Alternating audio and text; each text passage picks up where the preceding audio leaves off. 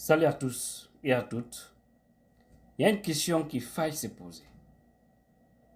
Pourquoi colonel Mamadi Doumbouya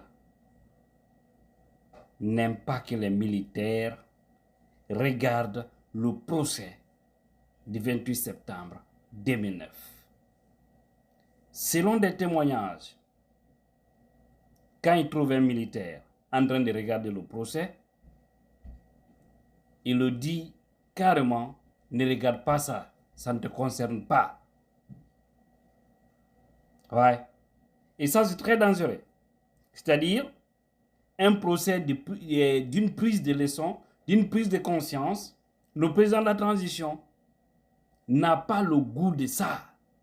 Pourtant, c'est lui qui a mis en place à son arrivée avec son équipe. Et en ce moment, il avait certainement la volonté, parce qu'il n'y avait pas d'ambition derrière, il n'y avait pas d'autre vision. Et voilà maintenant, il n'aime pas du tout. C'est tout ce qu'il déteste. Il n'aime pas. Mais moi, je pense que le procès du 28 septembre devrait être une leçon de morale pour ceux qui dirigent la transition d'aujourd'hui. Oui, ce qui se passe actuellement, le procès là, où on est en train de voir les Toumba Diakité, les Tchéboro, les Dadis, et tant d'autres devant la barre et qui sont en train de répondre à des questionnaires devrait être une leçon de vie pour eux. Parce qu'ils doivent savoir que le pouvoir là, c'est rien. Je l'ai dit, je répète, j'insiste et persiste. Ne prenez pas trop goût au pouvoir. Parce qu'il y a des choses. Si vous ne laissez pas le pouvoir, lui va vous laisser. Et quand le pouvoir vous laisse, ça devient dangereux pour vous. Parce qu'il va vous laisser au moment où vous ne vous attendez pas. Et là, vous aurez des comptes à rendre, c'est obligatoire. Et qui sait, ceux qui viendront après vous, ceux qui vont faire de vous. Et aussi, ils peuvent bloquer vos passeports. Ils peuvent vous interdire de voyager.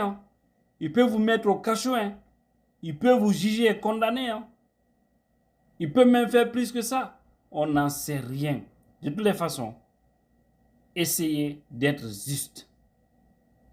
Essayez d'être juste, d'être honnête dans tout ce que vous êtes en train de faire.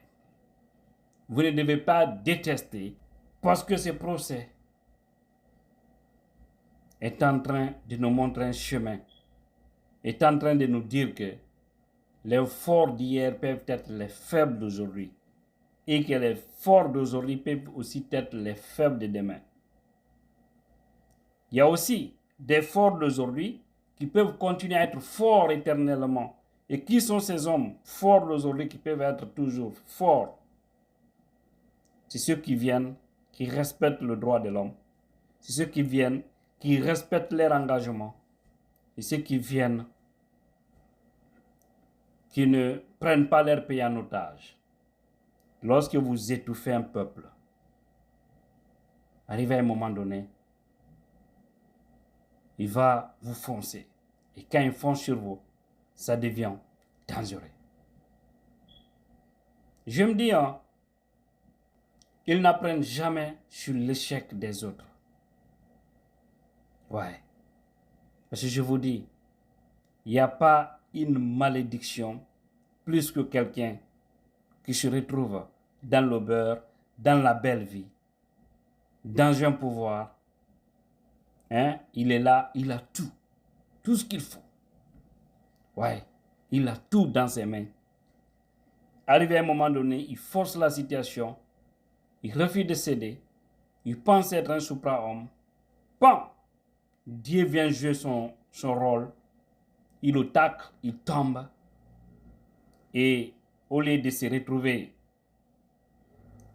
dans les grandes institutions du monde, ou être des grands conseillers à travers d'autres pays, il se retrouve dans des cachots. où il se retrouve devant des juges, où il se cache. Et voilà ceux qui sont là aujourd'hui aussi. Vous voyez ce qu'ils sont en train de faire. La belle vie, les détournements, la gabegie financière. Hein? Comme actuellement, il n'y a pas de manifestation, ils ont fait une pause sur leur système ou leur forme de tuerie. Parce que là, oui, pour le moment, c'est calme.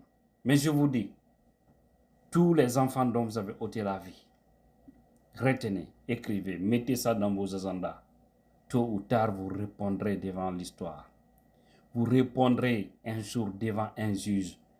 Lorsque vous étiez président, lorsque vous étiez ministre de la sécurité ou de la défense, lorsque vous êtes responsable d'une unité, lorsque vous étiez responsable de tel et tel, lorsque vous aviez l'arme où on vous a débarqué sur le terrain, vous avez pris votre courage entre des mains et faire face à un innocent, à quelqu'un qui manifeste sur base d'un droit constitutionnel, vous l'avez ôté la vie, un jour, vous répondrez de tout ça. En tout cas, je vous dis, si la justice des hommes vous rate, la justice divine ne vous ratera jamais. À commencer par le chef, qui est au plus haut niveau. Toi, qui as juré devant Dieu, devant les hommes, que tu feras respecter le contenu d'une charte. Non seulement vous allez respecter et vous allez faire respecter cela. Lorsque vous violez ça, ce n'est plus entre vous et les hommes d'abord, mais c'est entre vous et votre créateur. À partir du moment où tu ouvres ta bouche, tu t'engages devant quelque chose, c'est déjà écrit. C'est déjà écrit. Voilà. C'est ce que vous devez savoir. Et Allah vous attend au dernier tournant. Mais avant d'arriver là-bas, la justice sur terre aussi peut aussi jouer son rôle. Même si vous avez 70 ans, 80 ou 90 ans. Ouais. C'est pourquoi on vous dit, n'acceptez pas que le pouvoir vous trompe. Oui. N'acceptez pas. Ne pensez pas que ça va rester. Imaginez les hommes forts d'hier. J'aime toujours dire ça. Certains sont dans les cachots actuellement. Qui pouvaient imaginer d'un seul instant qu'un Kassouri, qu'un Mohamed Djane, qu'un Ibrahima, Kourouma, pouvait passer même une seule nuit dans une prison. Ou même, honorable Damaro Camara, qui pouvait imaginer ça, mes frères et sœurs guinéens. Personne, je vous dis. Mais aujourd'hui, ils sont où? On ne parle presque pas d'eux. Même si je condamne les arrestations là, je condamne ce qui s'est passé sur eux. Pourquoi aussi je condamne? Parce que tous les mots que ce CNRD là a dénoncé, le caresse, ils ont dragué le peuple avec des arguments non fondés. Parce que tout ce qu'ils ont critiqué, aujourd'hui, ils font le double ou le triple de ça. Voilà, c'est de l'arnaque, cette transition. C'est l'arnaque pure et simple. Donc, soyons très matures. Comprenons ce que nous voulons. Ceux qui sont là actuellement, ils ne veulent pas quitter, mais ils ne veulent pas reconnaître les erreurs du passé. Ils ne veulent pas quitter. Et ils ne veulent pas qu'on parle des erreurs du passé. Bien que c'est eux-mêmes qui ont condamné tout cela. Ouais. Ils ont mis une crief sur place pour traquer des gens. Et malheureusement, ce n'est pas une crief pour le peuple, c'est une crief de règlement de compte.